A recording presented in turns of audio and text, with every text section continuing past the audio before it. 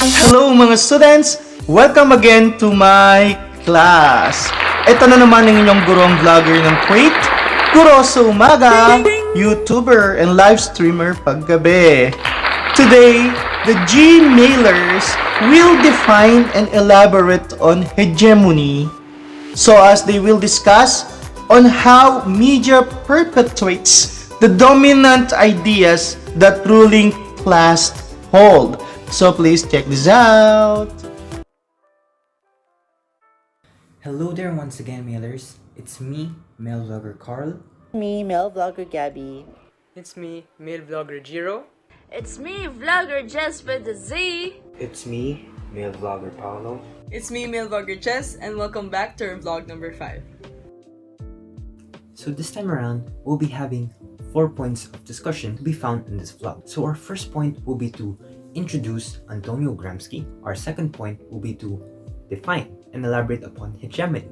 Our third point will be to define and elaborate upon interpolation. And our fourth point, our last point, will be to define how the media perpetuates the dominant ideas that the ruling class hold. So, without further ado, let's start this vlog.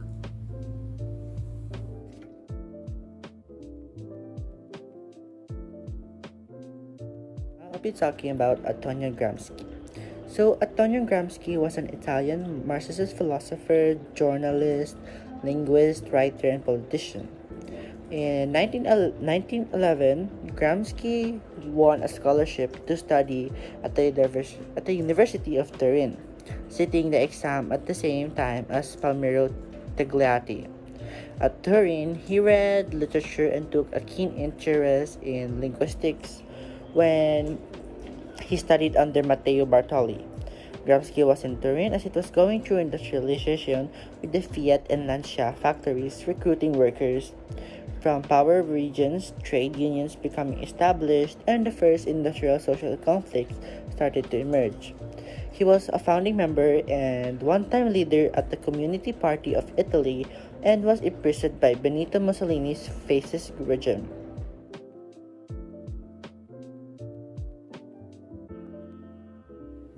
Hello everyone, I am Mailer Jiro and I will define hegemony and elaborate further some details. So hegemony by definition is basically like the dominance of one group over another, which is often supported by legitimating norms and ideas. It can also be leadership and dominance. It's as simple as that, especially by one state or social group over others. Hegemony may also be referred to the dominance of a shared system of ideas, values, and ethics within a society or community during a particular historical period. It may even be like a situation in which one country, organization, or group has more power, control, or importance than others. The term hegemony today or nowadays is often used as shorthand to describe the relatively dominant position of a particular set of ideas and their associated tendency to become more of a commonsensical and intuitive, which then inhibits the dissemination or even the articulation of alternative ideas. The associated term hegemon is used to identify the actor, group, class, or state that exercises hegemonic power or that is responsible for the dissemination of hegemonic ideas. It derives from the Greek word hegemonia, which means dominance over, which was used to describe relations between city-states. While others' perception of hegemony was total domination, Antonio Gramsci sees it as an intellectual and moral leadership, which is directed by contradictory political and cultural agents and organizations. He also established a revolutionary change and shed light towards hegemony. Gramsci's methodology is a dialectical relationship between consent and coercion, where he tried to resolve the contradiction by basically finding the middle ground for one is always tempered by the other or vice versa. We know that Gramsci has made an impact by placing the spotlight to hegemony. His methodology and perception of hegemony was contradicting to others, like his redefining of hegemony as an intellectual and moral leadership directed by contradictory political and cultural agents and organizations. Gramsci also recognized the significance of culture in revolutionary practice, where he argued that culture was a political product of intellectuals, where these intellectuals have a task to develop the people's culture through education and ideological indoctrination. But one of Gramsci's biggest influence is his concept of hegemony. Gramsci's concept of hegemony basically describes how the state and the ruling capitalist class, also known as the bourgeoisie, uses cultural institutions to maintain power in capitalist societies. The bourgeoisie, in Gramsci's view, develops a hegemonic culture using forms of ideology rather than coercion, force, or violence. There's also the cultural hegemony, where the ruling class gets to choose what makes the culture, and the media hegemony, where the ideas of ruling class become ruling ideas in the society. That is all for my part. Thank you all so much for watching.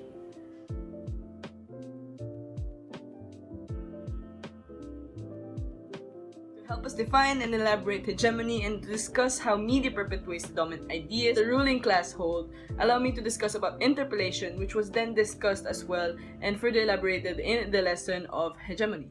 So, interpellation is a process by which individuals are constituted as subjects, and these individuals are interpellated through the ideological state apparatus, which then operates in the society. A process in which we encounter our culture's values and internalize them. It expresses the idea that an idea is not simply yours alone, but rather an idea that has been presented to you for you to accept. Althusser goes on to say how ideology interpellates us or hails us as subjects, so we are no longer individuals and we are subjects that are categorized. So we grow and develop and we begin to join groups to be with others who live by a certain set of rules. So for Althusser, interpellation works in a manner much like giving a person a name or calling out to them in a street. An example he gave is when a cop calls out to a person in the street saying, "Hey you," the person then recognizes the cop is calling out to him or her, and in that moment responds as the subject addressed in that moment. So as the person who can be told what to do by the authority figure. In the act of acknowledging that is indeed who is addressed, the individual thus then recognizes his subjecthood. So here in interpellation, we see how ideologies address people and offer them the particular identity which they are then encouraged to accept.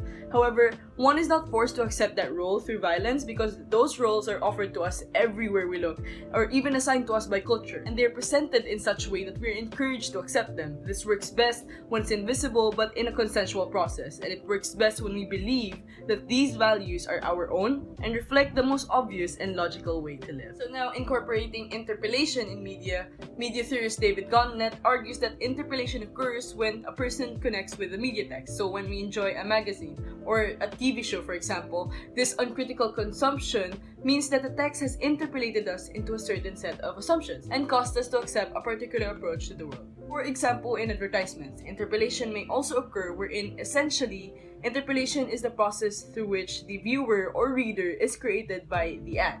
Interpellation is the way that an advertisement gets the attention of the viewer or targets its predefined audience. So, in order for ideology to interpellate individuals as subjects, advertisements must use ideology in order to catch or to hail readers, catching their attention in a way that they know that the ad is directed to them, therefore transforming them into the subject of the advertisement. So we can also see that in media, in this case advertising, it can interpellate or hail us in shaping us as it does so. An example of interpellation in media is when girls are being portrayed in magazines and TV shows as playing with dolls and loving the color pink, while boys on the other hand play with cars and they are associated with the color blue. This is an example of gender role interpellation. Another example is children who are born into wealth and privilege are showcased in reality television and documentaries, and so people seem to idealize wealthy families in the society, and these people also wrap their impression around the idea that they're happier because they have everything that they want, and culture seems to also go out of its way to display this quality, making those who have more feel better about themselves and those who have less feel worse. So people are then interpellated to be jealous of others people's luck and fortune. So that will be all for my part. Once again, this is your male vlogger Jess, and on to the next vlogger.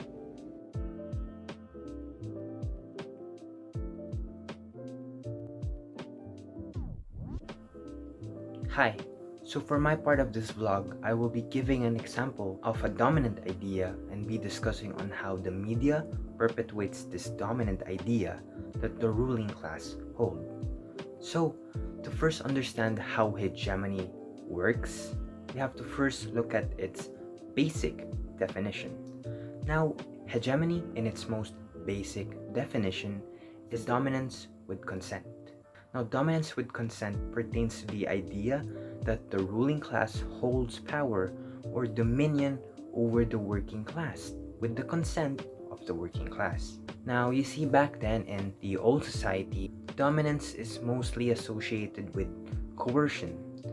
Coercion being the use of force or the use of threats in order to force an idea over the people, to force a rule that the people have to follow. Now, in modern society, the use of violence in order to enforce control over the society is now abolished, or rather that it is rare, given that most countries now favor democracy as a form of government since it is more widely acceptable, while other countries like the likes of North Korea, for instance, still continue to resort in the use of force through the use of dictatorship in order to hold control over the people and its economy. Now, given that modern society's rule is now most commonly associated with democracy, it is the common perception of the people that they hold this degree of power or influence over the government when it comes to governing or ruling the country. And this is true, however, it is also somewhat of an illusion. Because as much as we would like to believe that the government listens to us and that they are there to enforce this rule that will benefit both their interest and our own, the truth of the matter is that the ruling class makes a law, or the law that will, in most cases, benefit their interests more. And you may ask the question of why? Why is it that we people still continue to put our trust in the government and allow them to hold this power or dominion over us? Well, the reason being is that the ruling class rules us with consent. They don't use coercion anymore in order to lead us, but rather they take the consent of the masses of ordinary people. Over time, the ruling class shifted from the use of violence through the use of media to influence us. Now, through their control over media, they are able to instill ideas, dominant ideas, that over time became the cultural norm, the socially accepted construct that everyone is fine with. Now, an example of this dominant idea is the idea that a traditional family is consisted of one father, one mother, and one or more biological or adopted children.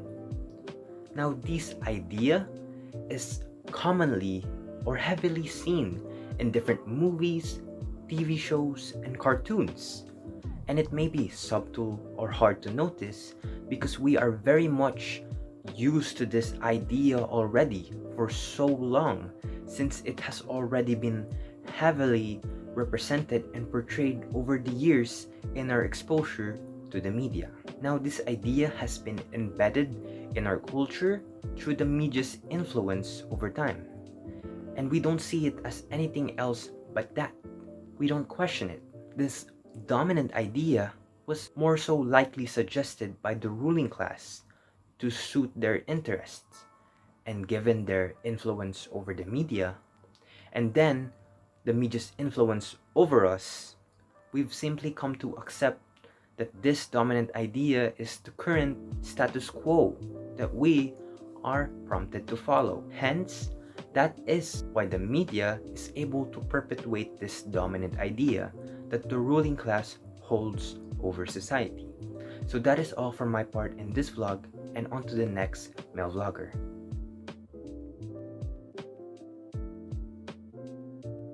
So, for my part of the vlog, here is an example of hegemony, buying gifts and celebrating Christmas with their loved ones. This idea is not our own, but it's a tradition that dates back centuries ago when the church decided to celebrate Christmas. Follow this tradition because Christmas is embedded in our culture.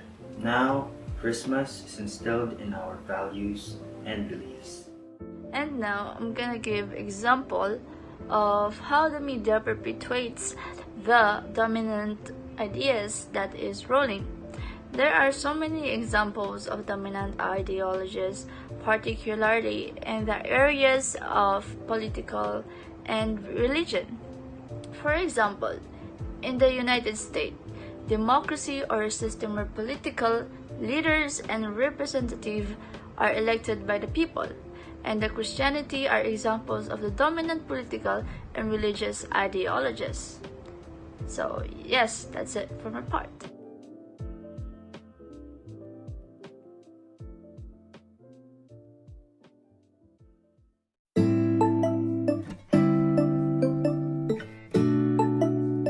Hey guys, welcome to our 5th vlog. So in this vlog, we're going to talk about the Group 1's report, which is Hegemony. So before we proceed to other details about Hegemony, let's first talk about the man behind it. His name is Antonio Francesco Gramsci. He was born on January 22, 1891 at Il, Sardinia, Italy, and died on April 27, 1937 at the age of 46 in Rome, Italy. He was an Italian Marxist philosopher, journalist, linguist, writer, and politician. He wrote on philosophy, political theory, sociology, history, and linguistics. He was also a founding member and a one-time leader of the Communist Party of Italy and was imprisoned by Benito Mussolini's fascist regime. Antonio Gramsci spent his last 11 years in Mussolini's prison. During this time, he completed 32 notebooks containing almost 3,000 pages. His notebooks are considered a highly contribution to the 20th century of political theory. The notebooks cover a wide range of topics including Italian history and nationalism, the French Revolution, fascism, Taylorism and Fordism, civil society, folklore, religion, and high and popular culture. Gramsci's theory of hegemony is tied to his conception of the capitalist state. So later on, we will learn more about hegemony, so stay tuned. Hi guys, my name is Osama and today my question is definition of hegemony. Hegemony, or you can call it hegemony, the dominance of the group of one group over another, supported by legitimating norms and ideas. The associated term hegemons is used to identify the actor, genre, class, or state that exercise hegemonic power or that is responsible for the dissemination of hegemonic ideas. Example of hegemony: United States government, a group of ruling class, so to speak, which have direct influence and authority over the citizens of our nation. We tend to look upon them and shape our ideology-cultural tendencies, which can be a pro or con depending which way you view it. In a more basic sense, the concept of hegemony can be understood as teaching citizens of our nation how to follow rules, obey authority figures, and behave in accordance to expected norms. Another contemporary example would be buying roses for our significant other on Valentine's Day. This idea is not our own but has instilled upon us, thus influence our values and beliefs. Mass media is one another example of hegemony because they view us an independent and impartial entity. However, media have to follow a set of guidelines and protocol while producing any forms of news. Since the media are inherently commercial in nature, they must follow these given rules in order to do business, and to survive this causes the introduction of bias that is favorable to the states and political system that license the media establishment. Therefore, a partially untrue vision of events is put forth for assimilation by the public. And that's all. Thank you. In today's video, I will be talking about Gramsci's concept of hegemony. In Gramsci's time in prison, he wrote a series of pamphlets which came to be known as the prison notebooks. And this is how he produced and developed the notion of hegemony. Hegemony to Gramsci is the cultural, moral, and ideological leadership of a group over allied and subaltern groups. So Gramsci's analysis of hegemony was grounded in detailed historical analysis, but it also carried clear implications for revolutionary socialist strategy. The acquisition of consent before gaining power is an obvious implication. And here, Gramsci offered a distinction between two strategies: the war of maneuver, in essence, a full frontal assault on the state, and war of position, engagement with and subversion of the mechanisms of ideological domination. But it is important to recognize that Gramsci understood hegemony not simply in terms of ideas, but also in relation to process of production. So his concept of hegemony exerted more force in theorizing the relationship of media and ideology. Gramsci's notion of hegemony was not accomplished through using force or through coercion, but rather it was accomplished through getting consent from the masses of ordinary people. One of the most extensive applications of Gramsci's conception of hegemony has been to the analysis of international relations and international political economy via the so-called transnational historical materialism. So hello, I am back again, and now we are going to talk about media hegemony. Media hegemony is that the ideas of ruling class become ruling class in the society. According to this approach, the mass media are controlled by the dominant class. The mass media are controlled by the dominant class in the society, which uses it as a vehicle for exerting control over the rest of the society. It is also rooted at the Marxist economy. Media hegemony also means that the dominance of certain aspects of life and thought, the penetration of the dominant culture and its values in social life. So in other words, media hegemony serves as a crucial shaper of culture, values, and ideology of society. Now, we're going to talk about interpolation. The word interpolation comes from the French word to hail or to call. Interpolation is a process by which individuals are considered as subjects. Individuals are interpolated through the ideological state apparatus that work all throughout society. The ideological state apparatus is worked by manufacturing consent among the people. It works through ideas and other representations that we come across throughout our lives. In some way, it trains us into thinking that something is natural and is supposed to be there. Interpolation is also a process in which we encounter our culture's values and we internalize them. It implies that an idea is not only yours, but is pushed onto you for you to accept. Now, let's talk about interpolation in the media. Interpolation in the media works through a process in which an ideology is embedded or imprinted in a media text and is passed on to the audiences. And in return, the audiences turn into subjects. Later on, we fill in these spots as the subject when responding to media text. For example, as students, we live by a certain set of rules.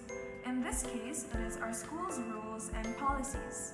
We may think that these rules are not correct, but we will act accordingly and behave in a way that we think is required. And that will be all for interpolation. So now let's move on to cultural hegemony, which this refers to a domination or rule maintained through ideological or cultural means.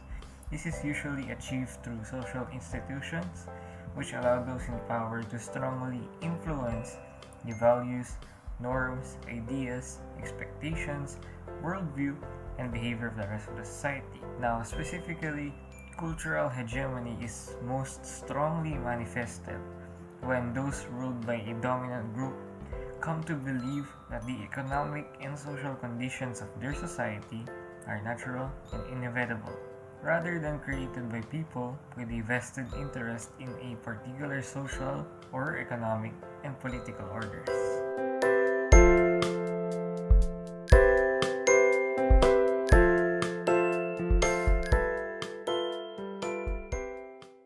Hello everyone, we are the Group 3 and we will be talking about the Group 2's report, which is Hegemony.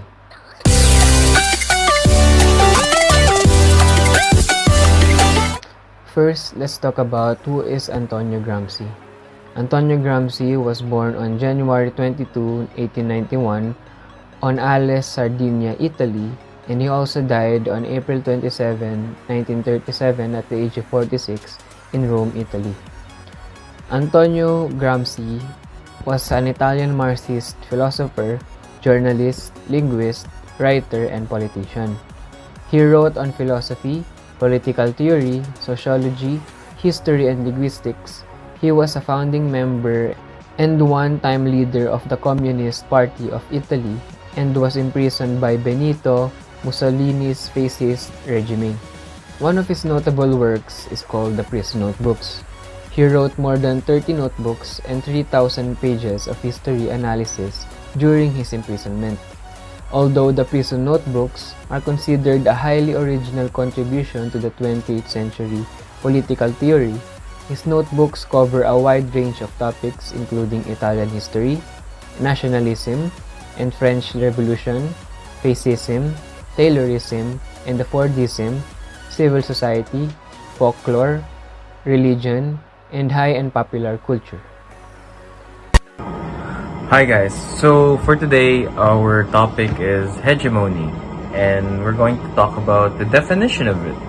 So the dominance of one group or over another, often supported by legitimating norms and ideas, leadership and dominance, especially by one state or social group over others. Hegemony is also a situation in which one country, organization, or group has more power, control, or importance than others. It is all the associated term hegemon is used to identify the actor, group, class, or state that exercises hegemonic power or that is responsible for the dissemination of hegemonic ideas. It also derives from the Greek term hegemonia, meaning dominance over, which was used to describe relations between city-states. And that's it for today. Thank you for listening. So I'll be talking about the concept of hegemony. So for many years, Marxist theorists wanted to understand why do the powerless consent to be dominated by those in position of power. They believed that the reason for this was the concept of hegemony, or the political, economic, or military predominance or control of one state over the other. So Gramsci, in his time in prison, wrote a series of pamphlets which came to be known as the Prison Notebooks. This is where Gramsci further developed the notion of hegemony, Greek term for domination. So for Gramsci, the ruling class are individuals in position of power and influence the use of hegemonic ideas to gain domination over subjugated classes. Gramsci's concept of hegemony exerted more force in theorizing the relationship of media and ideology. Gramsci interpreted ideology as something covert and appears as something consensual between media producers and consumers or audience. Gramsci distinguished between coercion and consensusness. So what are coercion and consensus? Coercion uses direct force and deploys institutions that are legitimately tasked to exercise instruments that exhibit and implement force, while consensus is a form that controls or arises when individuals willingly or voluntarily assimilate the worldview or hegemony of the dominant group, or rather an assimilation in which allows that a group to be hegemonic. So Gramsci's notion of hegemony was not accomplished through the use of force or through coercion, but rather it was accomplished through getting consent from the masses of ordinary people. So it was rather used by consensus. The consent was won through common sense, meaning the ruling class has achieved the domination by manipulating the language, culture, morality, and common sense. Common sense meaning that individuals look to a common sense to guide them in their immediate private concerns. Common sense is just how the way things are and how it has always been. It does not challenge the status quo but rather embraces it. So hey guys, next I will be talking about interpellation. So the term interpellation was an idea introduced by Louis Althusser. So it is used to explain the way in which ideas get into our heads and have an effect on our lives. So much so that cultural ideas have such a hold on us that we start to believe that they are our own. So Louis Althusser is a French philosopher who developed Marxist theories. He discusses ideology in his work, looking at the way in which people lose their individuality and become subjects based on ideological views. So ideology for Althusser represents the imaginary relationship of an individual to their real conditions of existence. So lastly, Althusser believes that we are controlled by the ruling classes. Basically, they are brainwashing us until we believe that these ideologies are the way of life. Hello, I'll be talking about cultural hegemony.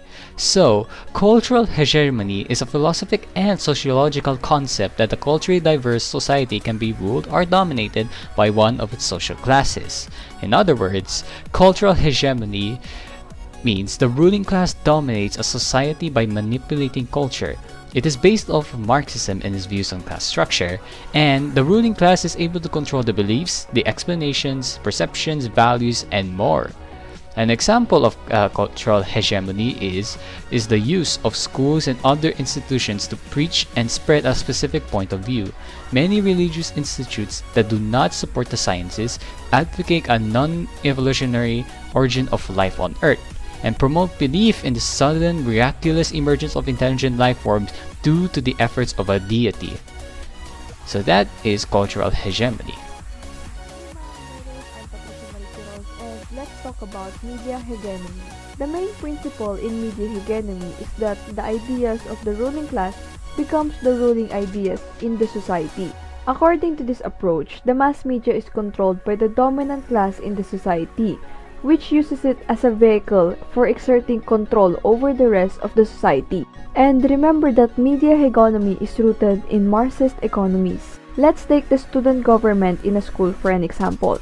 In PIES, we call it the PSSG. Domination, influence, or authority over another, especially by one political group over a society, or by one nation over the other. Media hegemony involves three assumptions.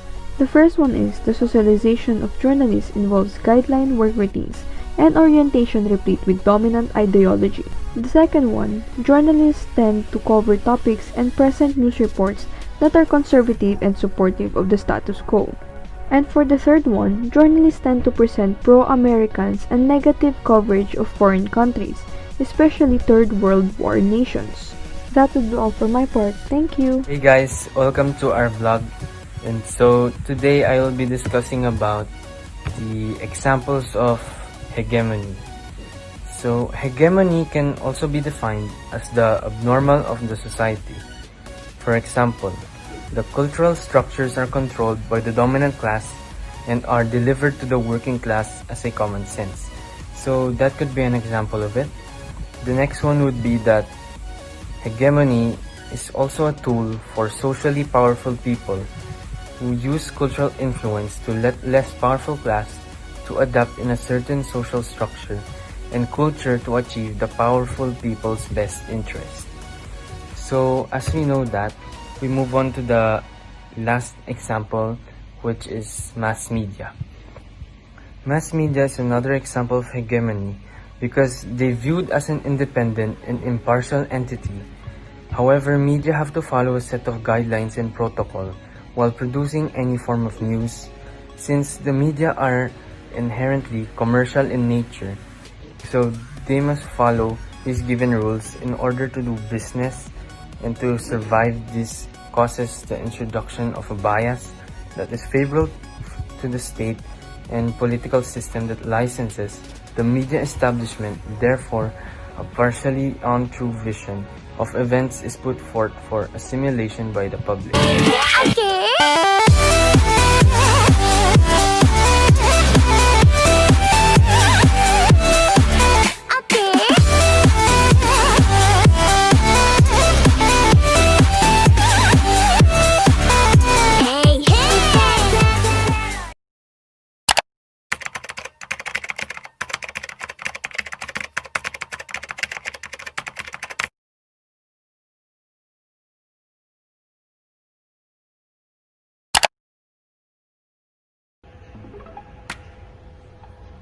Hello. So, kami nga po palang Group 4 at pag-uusapan namin ang hegemony. So, pag-uusapan muna natin kung sino nga ba si Antonio Gramsci or mas kilalang Antonio Francesco Gramsci. Yun ang buo niyang pangalan. So, pinanganak siya noong January 22, 1891 sa Ales, Sardinia, Italy. At namatay siya noong April 27, 1937. Noong 46 lamang siya sa Rome, Italy. At ang notable works niya ay ang Prison Notebooks. So, definition of hegemony: leadership and dominance, especially by one state or social group over others, is the dominance of one group over another, often backed by legitimizing norms and ideas. A scenario in which one government, entity, or community has more authority, power, or value than others. To describe the actor, party, class, or state that exercises hegemonic power or is responsible for the propagation of hegemonic ideas. The related word hegemon is used. It derives from the Greek word hegemonia, which was used to describe relations between city-states. Guys, so now we're going to be talking about cultural hegemony. The ruling class dominates a society by manipulating culture. It is based off of Marxism and its views on class structure, and the ruling class is able to control beliefs, explanations, perceptions, values, and etc. The ruling class also gets to choose what makes up of the culture. One example of this type of hegemony is the United States government, because a group of the ruling class, so to speak, which have direct influence and authority over the citizens of our nation. So it is basically more controlled over the people, and it is really mostly on the cultural differences of the people, and it is really focused on basically just the culture and the citizens and like how they influence each other. And the ruling class is always able to control people, influence them, their beliefs, explanations, perceptions, and values. And just like what it said, it is based off the beliefs and the theories of Marxism and its views on the class structure. So there will be high class, there will be the middle class, and the lower class. And the ruling class, which is the government and such, is more of the people who are more dominant and control the society, which means they have the power to control and manipulate over the culture. Hi everyone, and today I'm going to talk about media hegemony. So, what is this? Actually, this is the ideas of ruling class that become ruling ideas in the society. According to this approach, the mass media are controlled by the dominant class in the society, which uses it as a vehicle for exerting control over the rest of the society. And also, this media hegemony is rooted in the Marxist economies. Let me give you an example. The student government in a school, domination, influence, or authority over another, especially by one political group over a society, or by one nation over other. Under media hegemony, there is three assumptions that involves. First, the socialization of journalists involves guidelines, work routines, and orientation replete with dominant ideology. Second, journalists tend to cover topics and present news reports that are conservative and supportive of the status. And lastly, which is the third assumption, journalists tend to present pro-Americans and negative coverage of foreign countries, especially Third World War nations. So that's all, guys, and thank you for listening, and I hope that you've learned something about media hegemony. Thank you. Hey guys, this is Jumana from Group 4 and I will give the examples of hegemony. Examples of hegemony: a group of the ruling class, so to speak, which have direct influence and authority over the citizens of our nation. We tend to look upon them and shape our ideology or cultural tendencies, which can be a pro or con depending which way you view it. In a more basic sense, the concept of hegemony can be understood as teaching citizens of our nation how to follow the rules, obey authority figures, and behave in accordance to expected norms. Another contemporary example would be buying roses for our significant other on Valentine's Day. This idea is not our own, but has been instilled upon us and thus influences our values and beliefs. Mass media is another example of hegemony because they viewed as an independent and impartial entity. However, media have to follow a set of guidelines and protocol while producing any form of news. Since the media are inherently commercial in nature, they must follow these given rules in order to do business. And to survive, this causes the introduction of a bias that is favorable to the state and political system that licenses the media establishment. Therefore, a partial, untrue vision of events is put forth for assimilation by the public. Hey guys, so today I'm going to discuss about interpolation. But to start it off, of course we have to start with who created interpolation. So the term interpolation was an idea introduced by Louis Althusser. He was born on 1918 and he died on 1990. So he introduced this interpolation to explain like the way in which ideas get into our heads and have those ideas have an effect on our lives, so that cultural ideas have such like a hold on us that we believe that they are our own.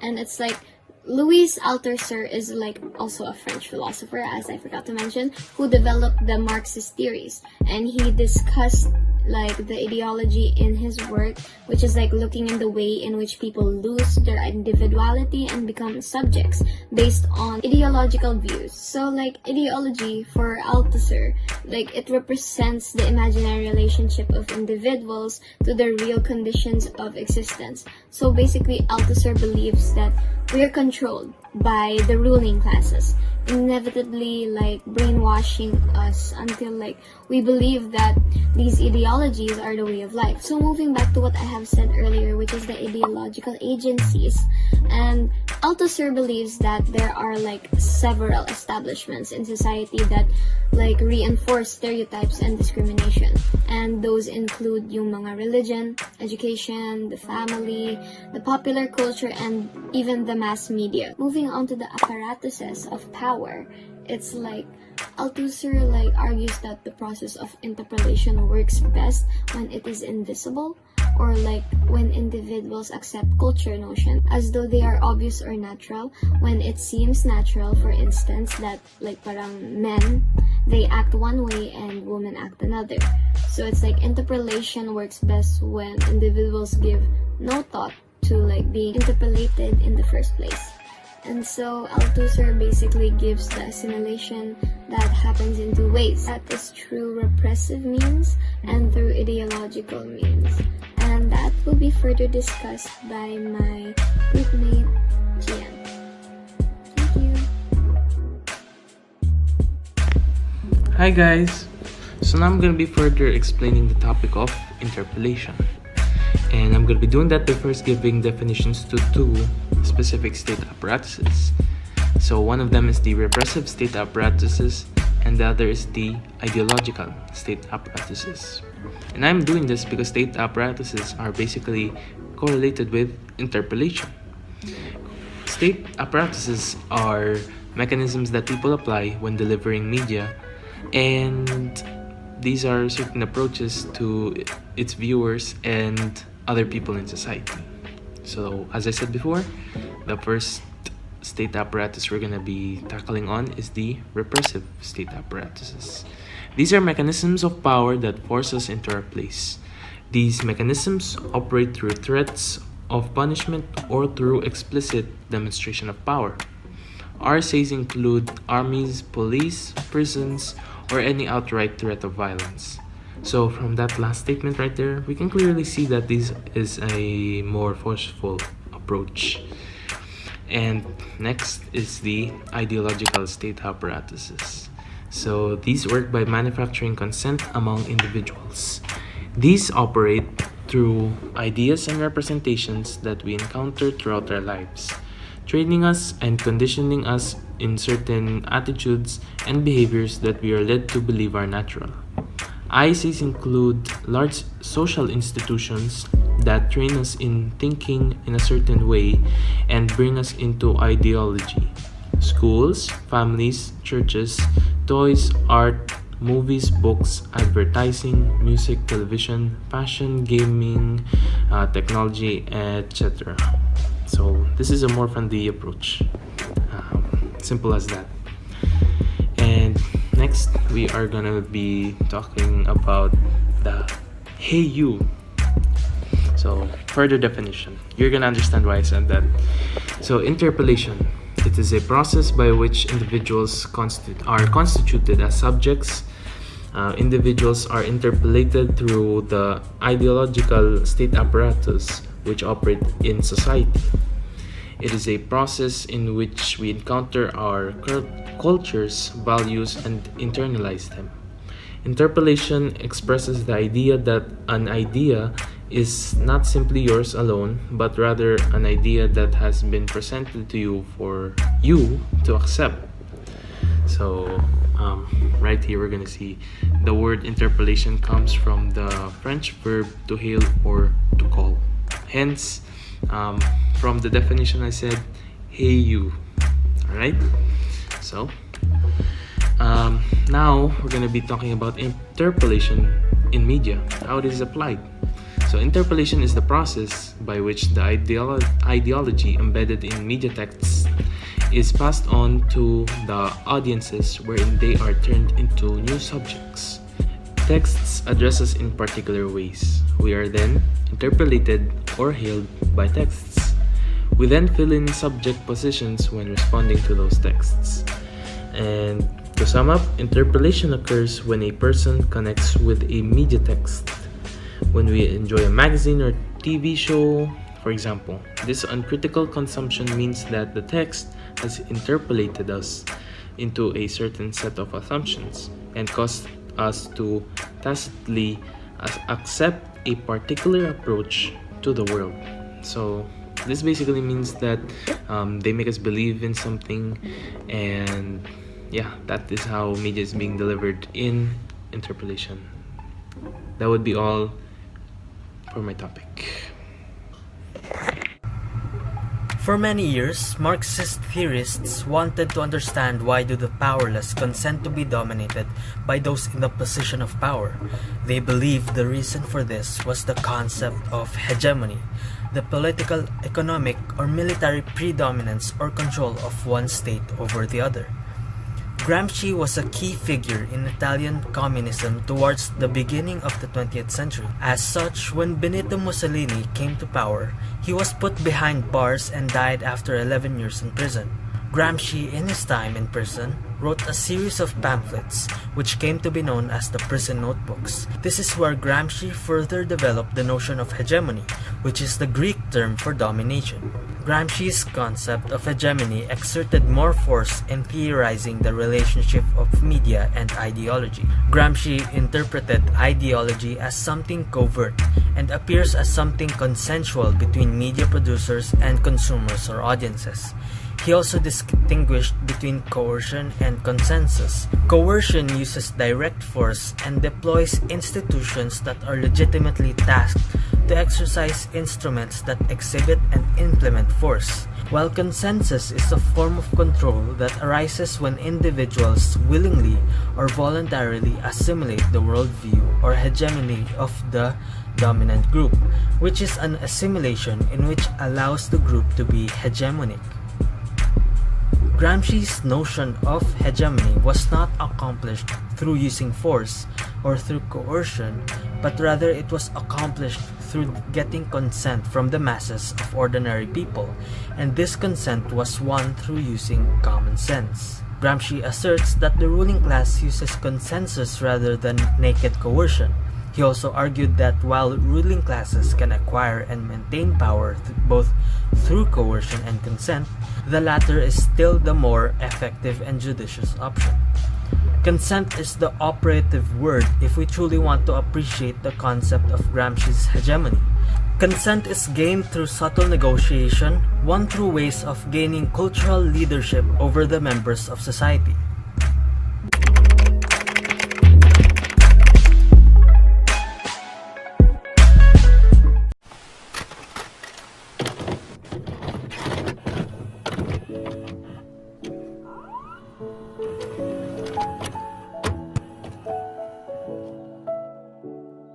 The meaning of hegemony is often in the eyes of the beholder.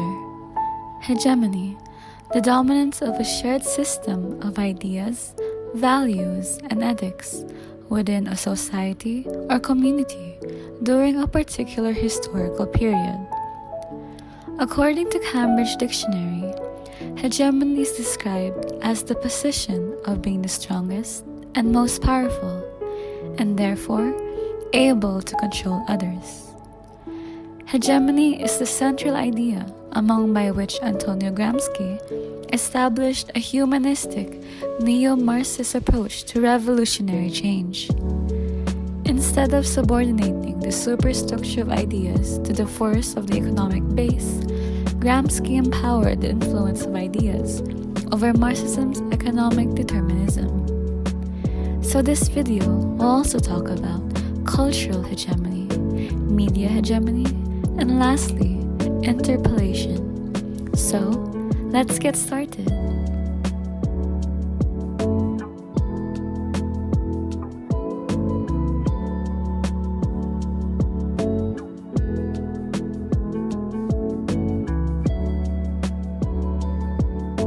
So now I will be talking about Antonio Gramsci. Antonio Gramsci was an Italian journalist and activist who is known and celebrated for highlighting and developing the roles of culture and education within the Marx theories of economy, politics, and class. Antonio Gramsci was born in the year 1891 and he died at just 46 years of age as a consequence of his serious health problems that he developed while he was imprisoned by the fascist Italian government. Gramsci's most widely read and notable works and those that influenced social theory were written while he was imprisoned and published mostly as the prison notebooks. In our present time, Gramsci is considered as a foundational theorist for the sociology of culture and for articulating the important connections between culture, the state, the economy, and power relations. Gramsci's theoretical contributions spurred the development of the field of cultural studies, and in particular, the field's attention to culture and political significance of the mass media.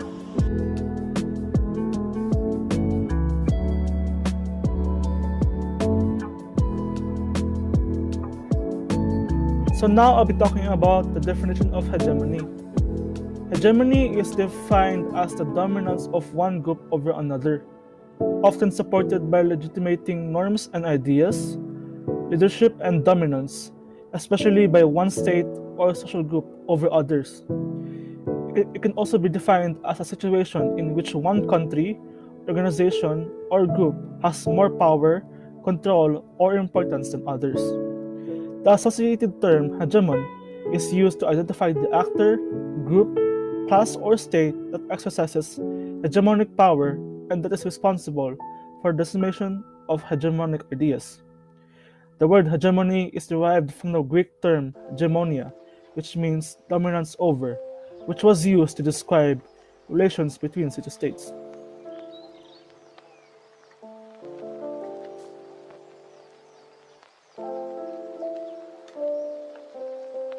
Okay guys, so me and David will be discussing about Antonio Gramsci's concept of hegemony. So what is Antonio Gramsci's concept of hegemony? For many years, Marxist theorists used this concept because they wanted to understand why the powerless consent to be dominated by those in position of power. They do so because they believed the reason for this was the concept of hegemony, which were the political, economic, and military predominance or control of one state over others. During his time in prison, Antonio Gramsci wrote a series of pamphlets which came to be known as the prison notebooks. This is where Gramsci further developed the notion of hegemony, which is the Greek term for domination. For Gramsci, the ruling class are individuals in position of power, and they influence the use of hegemonic ideas to gain domination over the subjugated classes. Gramsci's concept of hegemony exerted more force in theorizing the relationship of media and ideology. He then interpreted ideology as something covert, and they appear as something consensual between media producers and consumers or audiences. Gramsci then distinguished between two different approaches, which were the coercion and the consensus. Coercion uses direct force and deploys institutions that are legitimately tasked to exercise instruments that exhibit and implement force. Consensus, on the other hand, are a form of control that arises when individuals either willingly or voluntarily assimilate the worldview or hegemony of the dominant group.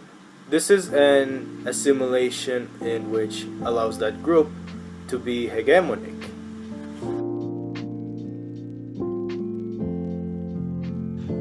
So for now, I'll be talking about Gramsci's concept of hegemony.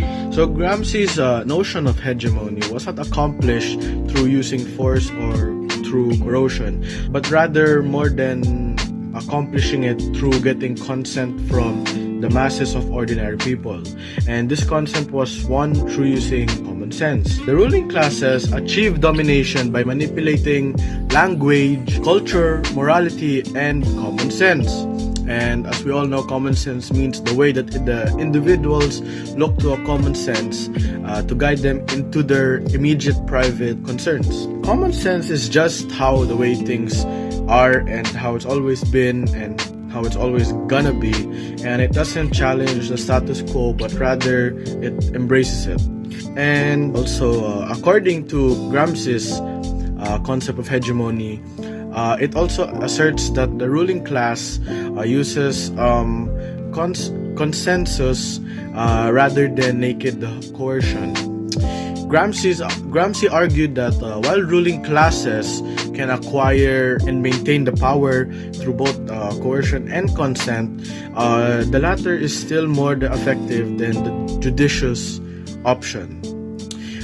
Consent is the operative word that we could really truly want to appreciate the concept of Gramsci's hegemony. Consent is gained through the subtle negotiation, won through ways of gaining cultural leadership over the members of society. So that's for my part. On to the next member.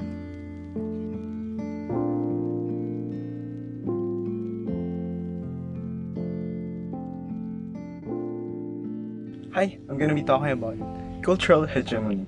So cultural hegemony, also known as cultural dominance or ascendancy, the predominance of a particular set of cultural norms, specifically the cultural domination of a society by a ruling class which imposes or inculcates its own ideas, values, etc., thereby ensuring acceptance of the status quo by other classes. The repository of consciousness is culture, culture in an aesthetic sense, culture in an anthropological sense, the norms and mores and discourses that make up our everyday lives.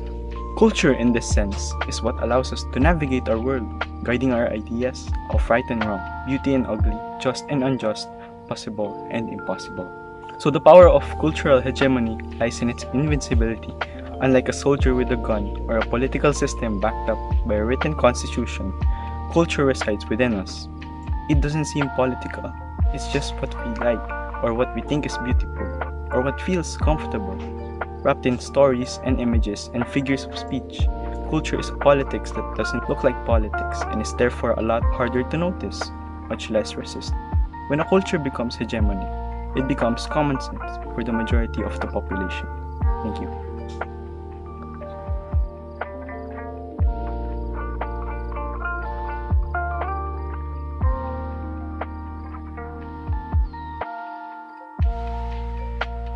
Hey guys, welcome back. So for my part of the vlog, I'll be talking about the media hegemony. So media hegemony is that the ideas of ruling class become ruling ideas in the society. According to this approach, the mass media are controlled by the dominant class in the society, which uses it as a vehicle for exerting control over the rest of the society. Media hegemony is rooted in the Marxist economy. So an example of this is that the student government in a school is domination. Influence or authority over another, especially by one political group over a society or by one nation over other. So also media hegemony, it involves three assumptions. One of them is the socialization of journalists involves guidelines, work routines, and orientation replete with dominant ideology. Next one is journalists tend to cover topics and present news reports that are conservative and supportive of the status quo. Last one is journalists tend to present pro-Americans and negative coverage of foreign countries, especially Third World War nations. So this is my part for the media hegemony, and my other group mates.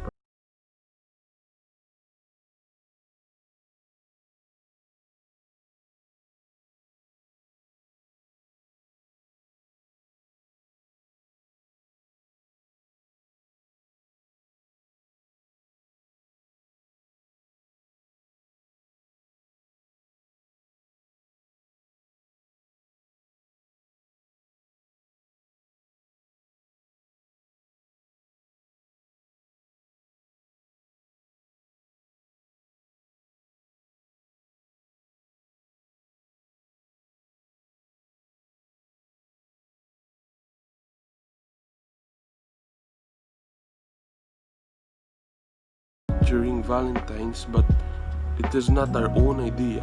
Instead, it is some people's idea, and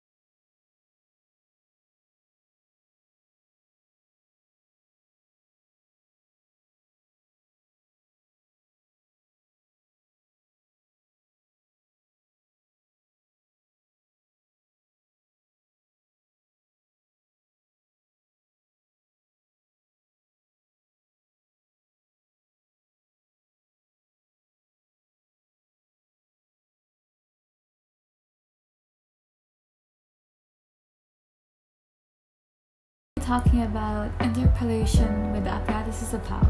So just to recap, interpolation expresses the idea that an idea is not simply yours, but rather an idea that has been presented to you for you to accept. Ideologies, our attitudes towards gender, class, and race, should be thought of more as social processes.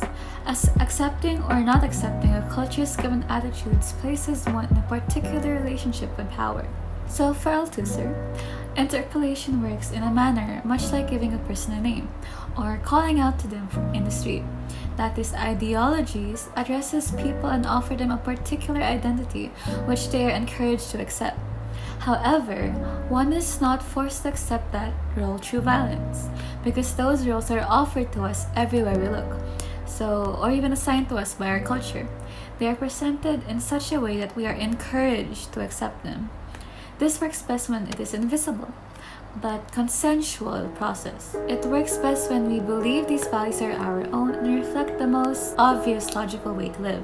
So Althusser argues that assimilation happens in two ways, through repressive means and through ideological means. So the repressive state apparatus are those mechanisms of power that forces us into our place. So essentially a form of power that operates by means of violence, like for example the government, the administration, the army, the police, courts, prisons, and etc. Whereas ideological state apparatuses are a certain number of realities which present themselves to the immediate observer in the form of distinct and specialized institutions. These are works by manufacturing consent among individuals. These operate through ideas and representations that we encounter throughout our lives, training us and conditioning in us certain attitudes and behaviors that we are led to believe are natural. So examples such as schools, our families, church, the books we read, the movies, advertisements, music, and games, etc. So the differences between RSA and ISA are the RSA or repressive state apparatus functions as a unified identity or institution, unlike the ideological state apparatus or ISA, which is diverse in nature and plural in function. So what unites the disparate ISA, however,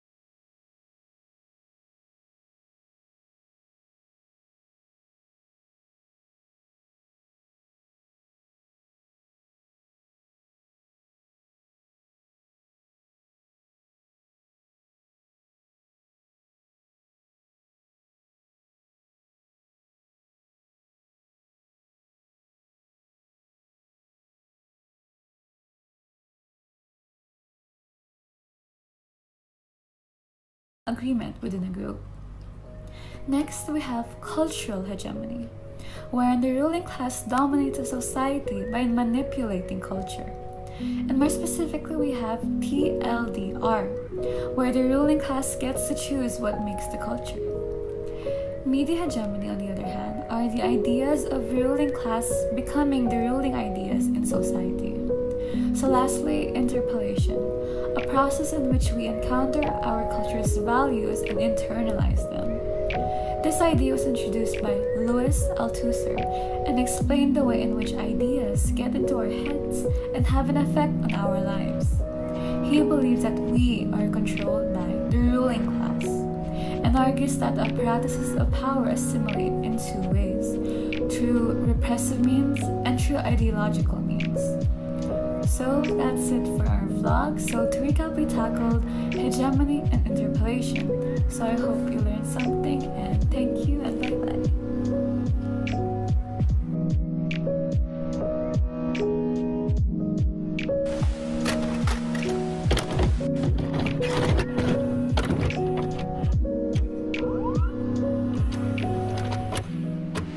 Ayan mga students, you have heard the Gmailers on their point of view about the topic, and if you want to share your thoughts and opinions too, please comment down and don't forget to click the notification bell in order for you to be updated if I have new videos, and don't forget to subscribe because as I usually say, subscribe now, laugh and learn later. Once again, ito na naman ninyong gurong vlogger ng Kuwait, guro sa umaga, YouTuber and live streamer paggabi. Saying, God bless you all at maraming salamat po. Bye!